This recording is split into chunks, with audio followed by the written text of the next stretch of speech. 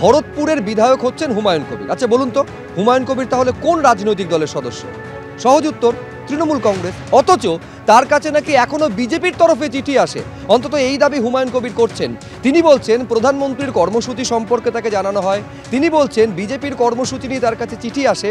অথচ 2018 সালে তৃণমূল ছেড়ে বিজেপিতে যোগ দিলেন যে হুমায়ুন কবির, পরের বছরই বিজেপি ছেড়ে আবার তৃণমূলে ফিরলেন। তার কাছে 5 বছর পরেও বিজেপির যাবতীয় কর্মসূচি সংক্রান্ত চিঠি নাকি আসছে, দাবি করছেন হুমায়ুন কবির। তৃণমূল কংগ্রেসের বিধায়ক হুমায়ুন কবিরের দাবি তিনি নাকি এখনও বিজেপির সদস্য। তৃণমূল কংগ্রেসের বিধায়ক হয়ে কিভাবে বিজেপির সদস্য থাকবেন, কি করে হলো? দেখুন, আমি গোটা ইন্ডিয়ার লোক জানে যে আমি 25শে জুন 2018 দীনদয়াল উপাধ্যায় লেনে যে বিজেপির বিরাট অট্টালিকা পার্টি অফিস, সেখানে এই হুমায়ুন কবিরকে সরাসরি, তখন কৈলাস বিজয়বর্গীজি বিজেপির প্রভারী ছিলেন এই রাজ্যের। এই সময় আমি বিজেপিতে জয়েন করার পর শুধু আমি একা না, প্রায় ওই মিস কল দিয়ে 10,000 বিজেপির প্রাথমিক সদস্য পদ নিয়েছিলাম। আপনি কি বিজেপি ছেড়েছিলেন? হ্যাঁ, বিজেপি আমি আনুষ্ঠানিকভাবে লিখিতভাবে ছেড়ে দিয়েছিলাম 17ই নভেম্বর 2019। তারপরেও আজও ভারতবর্ষের প্রধানমন্ত্রীর যা যা হয় কর্মসূচি, উন্নয়নের কাজ, 100 দিনের কাজ বলুন, অন্যান্য যে ভারতবর্ষের মানুষের জন্য যেসব কথা, সেসব চিঠিপত্র এখনও আমার কাছে আসে। এখনও বিজেপির অনেক কর্মসূচির মেসেজ আমার কাছে সরাসরি আসে। কালকেও 2টো চিঠি পেয়েছি, প্রধানমন্ত্রীর দপ্তর থেকে পাঠানো হয়েছে। বিধায়কের হিসাবে যদি চিঠি আসে তাহলে তো তৃণমূলের সব বিধায়কের কাছেই আসবে, সেটা খোঁজ নিয়ে দেখুন, আমার তো জানা নেই। আমি তো ওখানে বিধায়ক হিসাবে। আপনি বলছেন খাতা কলমে এখনও আপনি বিজেপির সদস্য, এমনটাই অন্তত দিল্লি নেতাদের কাছে বার্তা।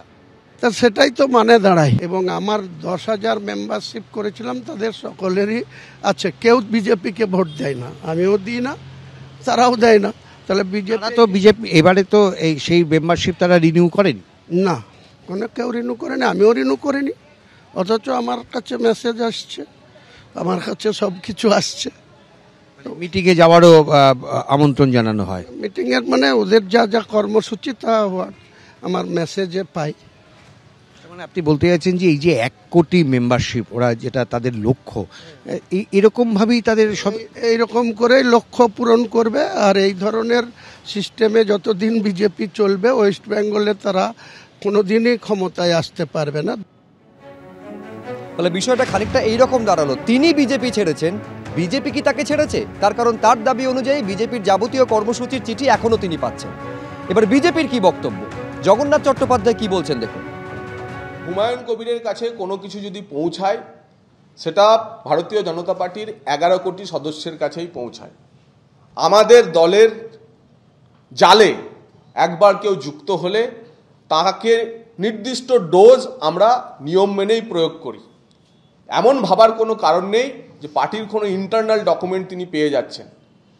একটি বাজেটের কপি তিনি যদি পান, অসুবিধা নেই। মন কি বাতে প্রধানমন্ত্রী নরেন্দ্র মোদী কি বলেছেন, অসুবিধা নেই।